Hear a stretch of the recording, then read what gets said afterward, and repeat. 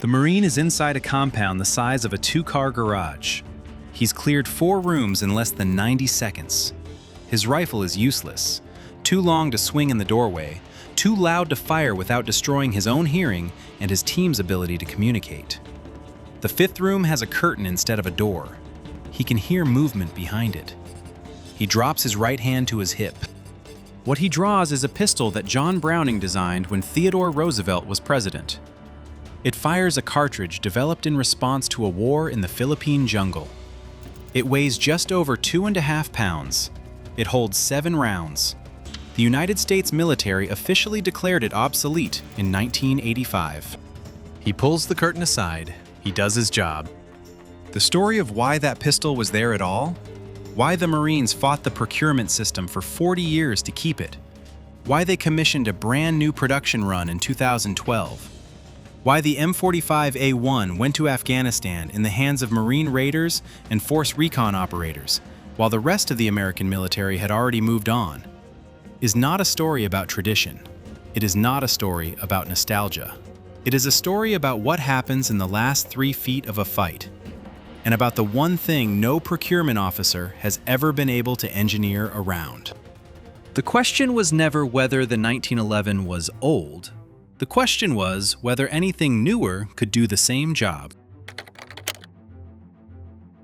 When NATO standardized the 9x19mm Parabellum cartridge in the 1950s, the decision made complete sense. A common cartridge across Allied militaries simplified logistics. Smaller rounds meant more rounds per magazine, lighter load per soldier, faster follow-up shots. European armies had trusted it since before World War II. The Germans had carried the Luger and then the Walther P-38 for decades, and they were as lethal a fighting force as the 20th century produced. When the American military finally adopted the Beretta M9 in 1985 and officially retired the 1911, it was joining an alliance that had reached a reasonable consensus. Capacity and standardization mattered more than the size of the whole. On paper, every part of that argument is correct. The 9mm is accurate, controllable, and effective when rounds are placed well. Modern hollow-point ammunition has largely closed the terminal ballistics gap that existed in the mid-century debates. Anyone who tells you a 9mm cannot stop a determined man has never seen one fired by a trained shooter. But here's where the logic breaks down. Not in the test data, not on the range, not in the orderly world of controlled scenarios. It breaks down at the moment when a round must stop a man immediately and unconditionally. When the margin between a fractional second and a lost fight is the difference between one operator walking out and none of them walking out. The 9mm's efficiency depends on shot placement. Its terminal performance depends on bullet construction and velocity at impact. Everything it does well requires a chain of conditions to hold. The 45 ACP was not designed for ideal conditions. The Marine Corps had been watching the 9mm arguments unfold since the 1970s, and their operators were not convinced. Force Reconnaissance Marines put more rounds through a pistol in a single pre-deployment workup than most military personnel fired in an entire career. Some MARSOC pistols accumulated 80,000 rounds over a service life. 80,000 rounds through a frame that was expected to remain accurate and reliable at the end of that count. The Beretta M9 was a fine pistol for general service. It was not built for what Force Recon was doing to it. In 1985, when the M9 replaced the 1911 service-wide, Force Recon declined. Informally at first, then as a documented requirement. The officer in charge of the Marine Corps Precision Weapons Shop stated plainly that the M1911A1 frames were the only ones strong enough to survive the Force Recon training regimen. That was not sentiment. That was a maintenance record. But there was a second problem, and it had nothing to do with durability. Force Recon and later MARSOC were conducting missions that placed them inside rooms. Small rooms. Afghan compound rooms built out of mud brick with ceilings low enough to touch, doorways narrow enough to require a man to turn sideways, corridors that ran 2 feet wide in the dark. A rifle in those spaces was a liability. A pistol with marginal terminal performance was a different kind of liability entirely. The 9mm was optimized for general military utility, for the average soldier in the average engagement. The operators who went through those doors were not average soldiers in average engagements. They were operating in one specific scenario, over and over, in the most compressed and violent space human beings have ever devised for killing each other. And in that scenario, a man at contact distance, possibly wearing body armor, possibly so far into adrenaline or ideology that pain alone would not stop him. The operators who had carried both pistols believed the .45 ACP offered a larger margin at the moment of truth. Not a guarantee, nothing is, but a larger margin. In a room that small, a larger margin was the only kind worth having. The M1911 was not designed by accident. It was designed in direct response to an American failure. In the Philippine-American War at the turn of the 20th century, American soldiers fighting Moro Juramentados, fanatical swordsmen who wrapped their bodies in tight bandages to slow blood loss and charged through multiple rifle wounds, found that the standard .38 long Colt revolver could not stop them. Men were dying to opponents who were physiologically dead by the time they completed their attack.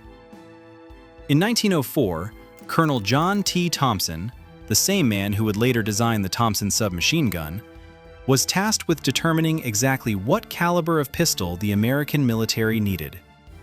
His tests used cadavers and live animals, and later critics would call the methodology unscientific. His conclusion was not complicated: nothing less than .45 caliber. John Moses Browning's answer to that requirement became one of the most mechanically refined service pistols in history. The .45 ACP round he developed alongside the pistol fired a 230-grain projectile at roughly 830 feet per second. That is not fast by modern standards. What it delivers at impact is not speed, but mass. A bullet almost half an inch in diameter pushing through tissue with a frontal diameter that requires the human body to respond to physics it cannot ignore. The 1911 itself carried 74 degrees of grip angle, a measurement Browning arrived at through extensive human testing that made the pistol point naturally at the moment of draw. The single-action trigger broke cleanly with no stacking, no creep, a mechanical advantage that translated directly into accuracy under stress. The thumb safety was large enough to sweep off instinctively. The grip safety prevented discharge unless a hand was fully wrapped around the backstrap. Every one of those decisions assumed the same thing about the man who would carry it: that he would need to draw it fast, shoot it accurately, and not think about the gun at all. When Force Recon built the MARSOC pistol program, starting in 1985, custom-fitting Browning's basic design with match barrels from Nolan, rear sights from Novak, beaver tail safeties from Ed Brown, extractors from Wilson Combat, they were not restoring an antique. They were building the most capable, close-quarters pistol the Marine Corps had access to, using the best parts the private market could supply, because nothing the Pentagon had issued in 40 years came close. That is what the Corps knew that the people making procurement decisions did not. By 2010, MARSOC was operating in Helmand Province, western Afghanistan, running village stability operations alongside Afghan local police in some of the most kinetically active terrain of the war. The compound architecture in Helmand is specific: exterior walls 8 to 12 feet high, interior rooms rarely exceeding 15 feet across, doorways just wide enough for one man. The enemy had spent years learning how to fight inside that architecture. They knew where to position, when to wait, how to force an entry team into the fatal funnel. The fatal funnel is the term operators use for the space immediately inside a doorway, the geometry of death, where a man coming through is silhouetted, momentarily committed, unable to move laterally until he clears the threshold. In that space, a rifle becomes nearly useless. The barrel is too long to bring to bear before contact. The volume and concussion of a rifle round fired inside an unventilated room degrades everyone's ability to communicate, orient, and continue the fight.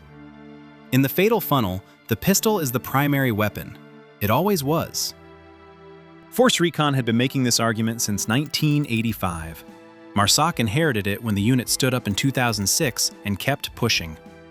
The people responsible for weapons acquisition heard the argument every time and kept looking for a way around it.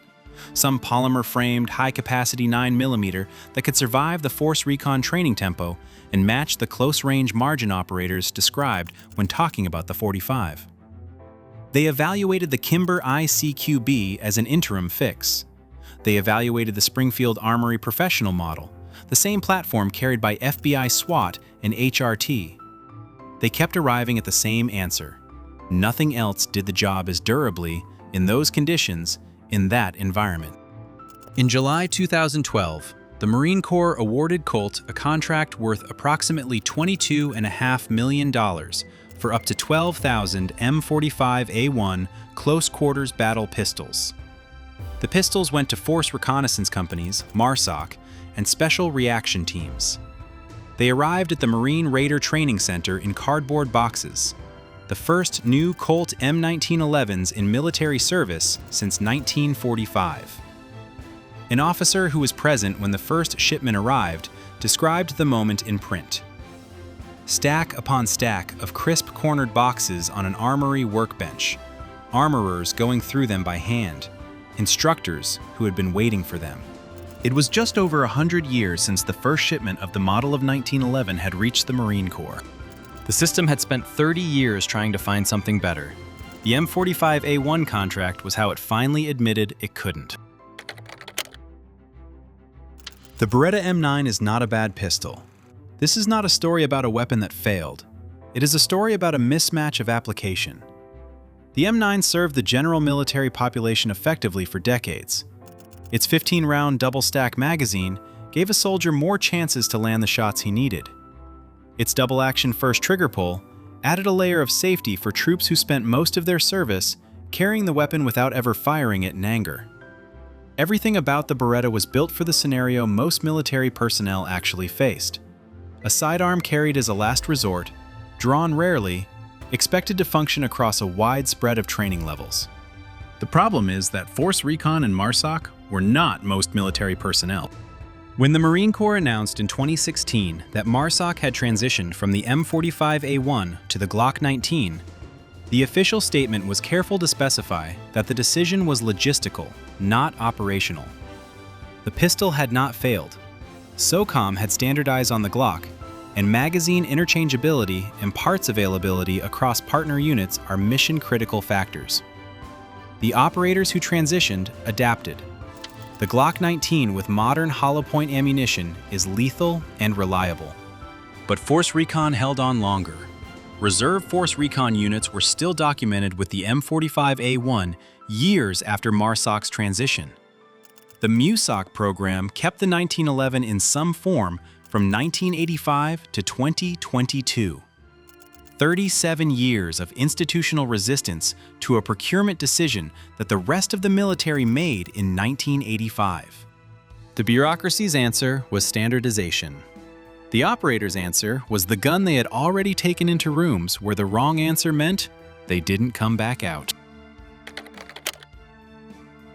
There is a version of this story that presents the 1911 as nostalgia. Old men clinging to an old gun because it's what their fathers carried. That version gets the timeline backward. The Marines who fought to keep the 1911 were not old men. They were the youngest and most aggressive combat operators the United States military had, and they were making engineering arguments to procurement offices that had already made up their minds. They lost almost every bureaucratic engagement. They won on the battlefield. What the 1911 represents is not sentiment, but a specific, documented, blood-paid understanding of what close-quarters violence actually demands. An understanding that cannot be simulated on a range, cannot be modeled in a test protocol, and cannot be captured in a logistics spreadsheet. The people running acquisitions optimized for the average. The operators optimized for the worst possible moment in the worst possible room. John Browning designed a pistol in response to a failure. The failure was men dying because their weapon could not stop determined opponents in the most compressed possible range. A century later, In mud brick compounds on the other side of the world, the same physics applied. The distances were the same. The requirement was the same. The pistol was the same. That is not coincidence. That is engineering that was right the first time. The stories of that pistol, the ones that don't make official reports, the ones that operators tell each other at the end of a rotation, the ones that stay in the community because no one wants to write the after action that admits how close it was. Those stories are why this channel exists. If you want to understand what American military history actually cost and what the men who made it actually knew, subscribe. We're not finished.